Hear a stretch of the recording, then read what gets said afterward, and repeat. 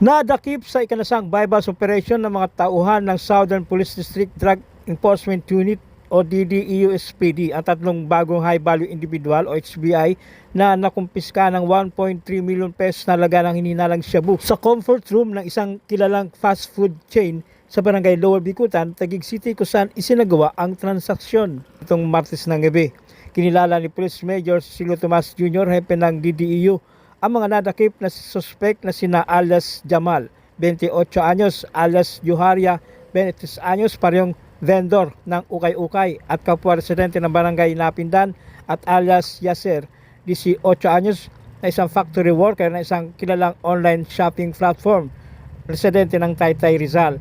Batay sa ulat, matagumpay na naisagawa ang bypass operation bandang alas 11:28 ng gabi sa barangay Lower Bicutan, Taguig. Sa isang nagawang operasyon ay katuwang ng DDEU ang mga tauhan ng District Intelligence Division at ng Taguig Police Substation 12 kung saan nagsilbing pusher buyer ang isang operatiba na nagresulta sa pagkakaaresto ng mga suspect.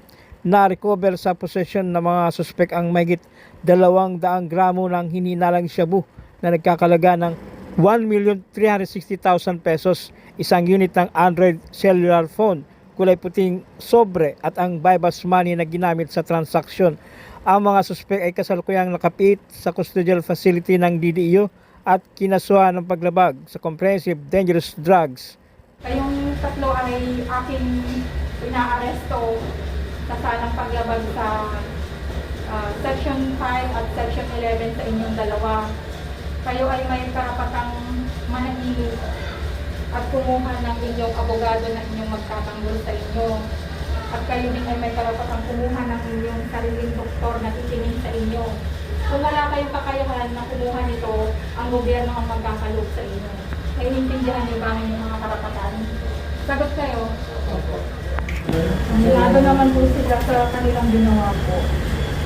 Ilang bilang sobrang mga kamasahe ko. Magkano sa'yo dyan? Papuntang probinsya? Eh paano ngayon yan? Nahuli kayo? Sa probinsya.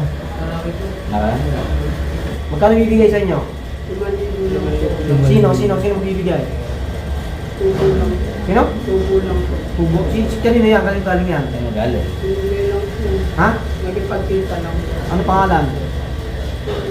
Arabic ko yung pangalan eh. Arabic yung sulat. Nakabig din.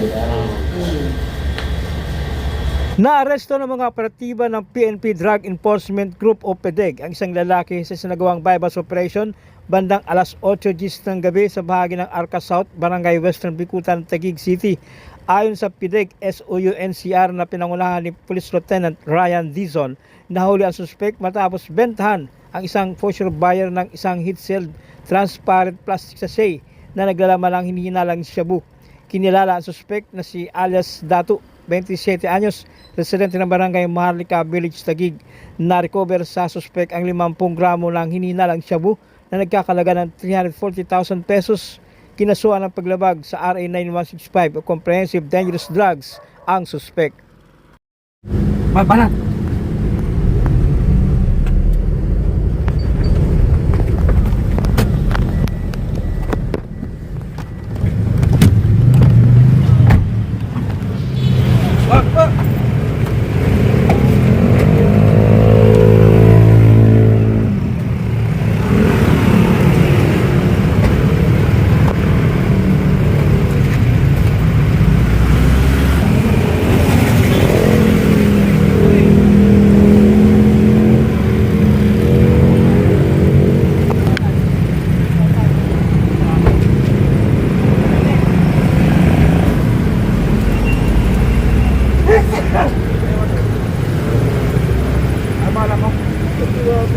Ha?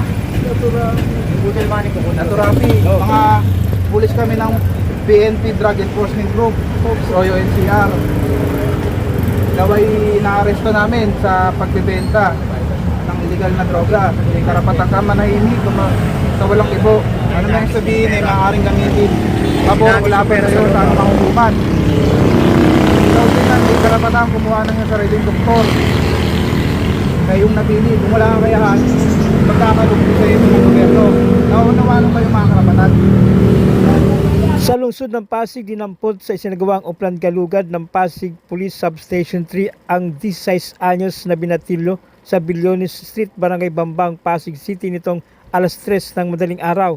Nahulihan ang suspect na isang glass tube pipe na naglalaman ng residue ng hininalang marijuana, isang unit ng baril at magazine na kargado ng 2 bala.